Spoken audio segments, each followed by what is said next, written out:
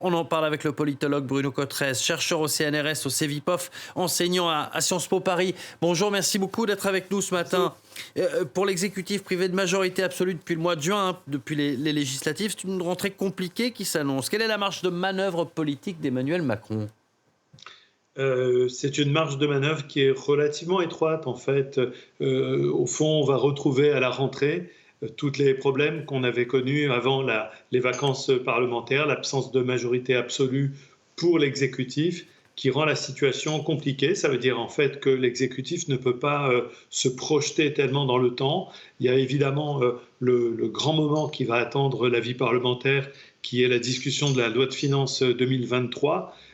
Mais avant, il y a beaucoup d'autres questions, et en particulier des thèmes qui vont fortement cliver. La question du travail, la réforme des retraites, la question de la réforme de l'indemnisation du chômage. Et puis, vous l'avez rappelé, il y a tout ce contexte autour des questions régaliennes au sens large du terme, les prisons, la sécurité, Mayotte, l'immigration. Donc voilà un empilement de dossiers extrêmement compliqués, alors que l'exécutif ne dispose d'aucune certitude quant à la possibilité de faire adopter ces textes. Oui, ça va être un exercice de slalom politique. Auprès de qui peut se rapprocher aujourd'hui le camp présidentiel ? Ça restera les LR, où il va falloir, à chaque fois, selon les thèmes, par exemple sur la question de l'écologie, faire alliance avec les uns et les autres ? On voit bien que le projet, au lendemain des élections législatives, parce que ça n'était pas un souhait d'Emmanuel Macron d'avoir une majorité relative, mais on voit bien que le projet, c'était de donner du sens à cette situation de majorité relative en essayant de renouer avec le et de gauche et de droite sur les thèmes, on va dire, de société, par exemple le droit de vote des étrangers ou l'éducation, les crédits nouveaux au ministère de l'Éducation, essayer de trouver une majorité avec la gauche, sur l'écologie également, et puis sur les thèmes économiques, de trouver la majorité avec les républicains. Ça va être quand même compliqué parce que les différentes formations politiques ne voient pas ça de la même manière. Du côté de la NUP, de cette nouvelle coalition de la gauche, on est dans une posture d'opposition assez radicale, en fait, assez déterminée vis-à-vis d'Emmanuel Macron. Et du côté des républicains, eh bien, on veut faire monter un peu les enchères, et en particulier, on veut obtenir de l'exécutif des choses beaucoup plus importantes en matière de lutte contre les déficits publics, qui est un sujet sur lequel les Républicains sont en pointe. Et puis vous l'avez dit, donc sur le thème du budget, il y a des thèmes particulièrement majeurs, la réforme de l'assurance chômage, les retraites, l'immigration. Est-ce que le gouvernement peut être tenté d'utiliser le 49.3, c'est-à-dire autrement dit, adopter un texte sans vote ?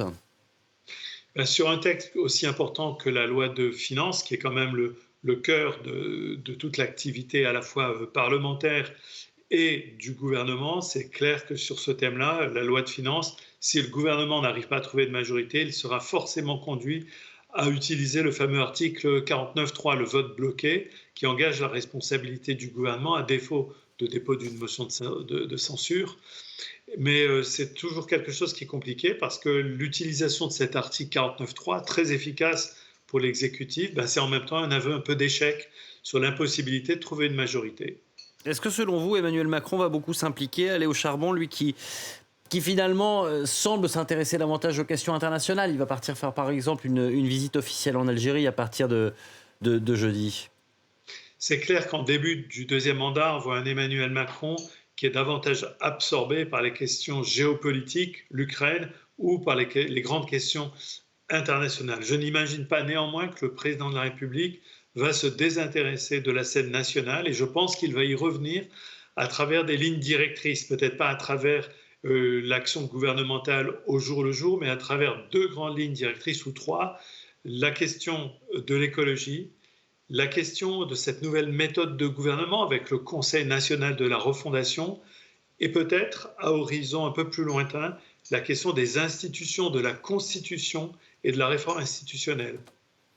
Bruno Cotrez, un dernier mot. On a vu ces mouvements sociaux au Royaume-Uni. On voit que l'inflation, qui touche de nombreux pays, est à l'origine de divers mouvements sociaux. Il en a fallu moins que ça pour le mouvement des Gilets jaunes en France. Est-ce qu'il faut craindre un mouvement social d'ampleur importante dans les mois qui viennent en France ? Il est certain que le gouvernement, par son action, essaye d'anticiper cette situation Et on a vu d'ailleurs une communication du gouvernement qui accentue beaucoup sur la différence avec le Royaume-Uni en réexpliquant aux Français qu'en France, le coût de l'énergie n'est pas à coût réel, il est subventionné par l'État à travers tout un tas de mécanismes. Il y aurait eu des transferts de pouvoir d'achat importants selon le gouvernement.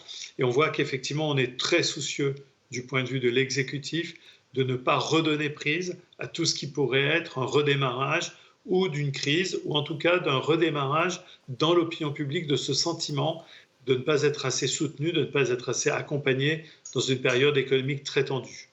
Merci beaucoup Bruno Cotresse de nous avoir